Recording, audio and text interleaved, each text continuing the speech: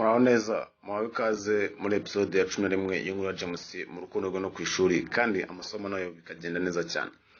Ubwo duheruka muri episode ya 10 James yari guserera na Eric amufashe inyuma gusa ni ibintu bidasobanutse ku buryo baba basereyemo. Patrick nawe byaramucanze yifata ku munwa. Ase James biti urimo rafiki na Eric man sinzi ikibazo mfite kabisa, sinzi ikibazo mfite ako gusa ibintu iyi ni inshuro kabiri bibaye. Urabizi man ngiye gufata umwanzuro kabisa, sinzi ko nabyenza ako Eric ma iyo ni kaungu kugeza man ako manji ako James urifata ukamfata mu mashati man, ngenda gukora ukamfata mu mashati man, bite dufite ikihe kibazo man? Ntabwo vuye refite uvuga ko ngiye kuzana ukankaraga kadesere man, ukagira n'ibyo umbwira man. Sinzi ibintu nawe byawe tu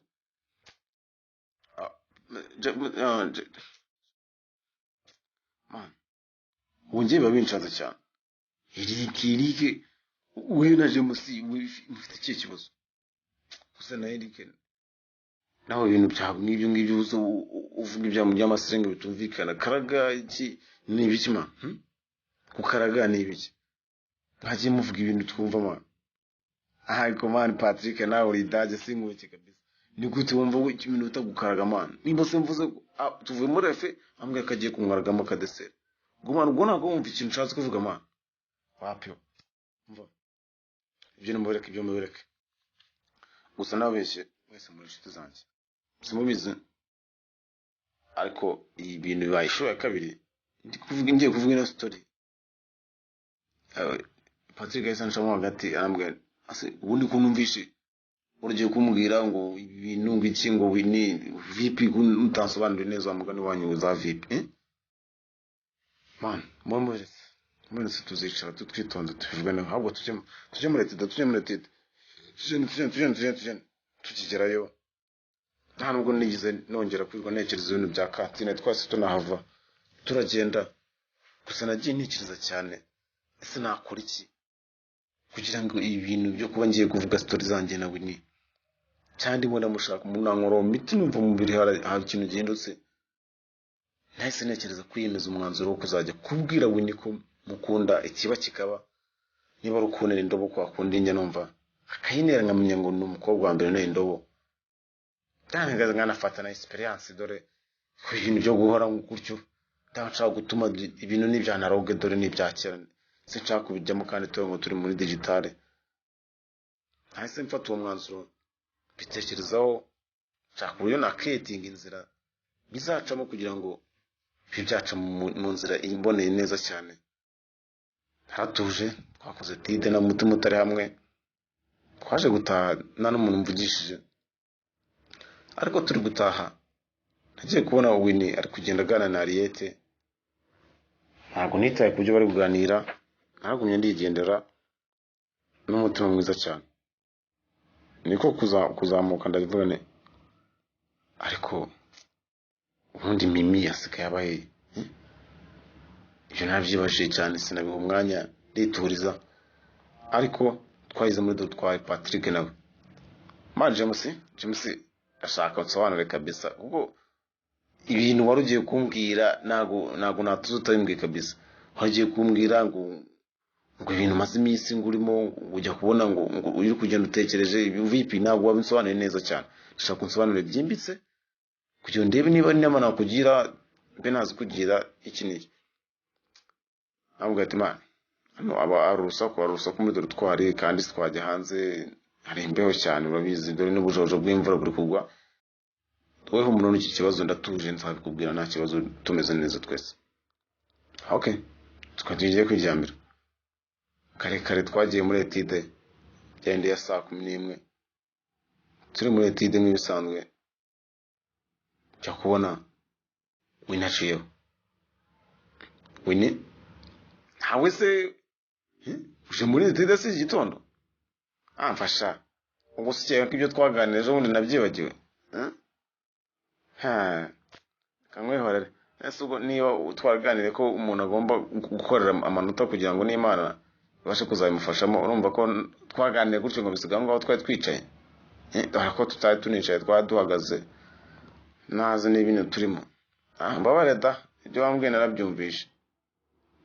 Numvishe nishimye cyane kuba yarakurikije akantu namubwiye rwose. Numvishe muri njyewe mbaye proud yo kuba twaganira. Niko nasinigeza kuba namusaba ko twajya gukora etide, dore ko twari tukiza.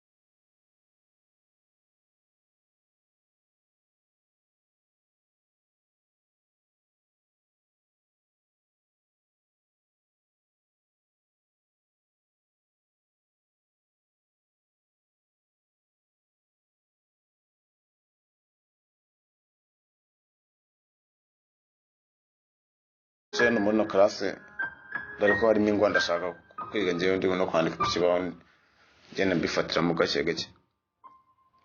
Akimara kugenda Winnie yahise ambaza ni James ese biriya bintu Patrick avuze ubu mbona mbwiza ukuri ndashaka kumubwiza ukuri. Akimbaza umubwiza ukuri episode ya 11 nanga irangiriye tubarareke kurikirana episode ya 12. Icyo musabwa ni kimwe no gukanda subscribe, like, share and comment kugira ngo turebe ati ese muri episode ya 12 izakomeza gute, hazaba harimo iki. Mugene muduha ibitekerezo muri comment, twinagaragaza ko mudukurikiye cyane kandi turabakunda. Ciao ciao.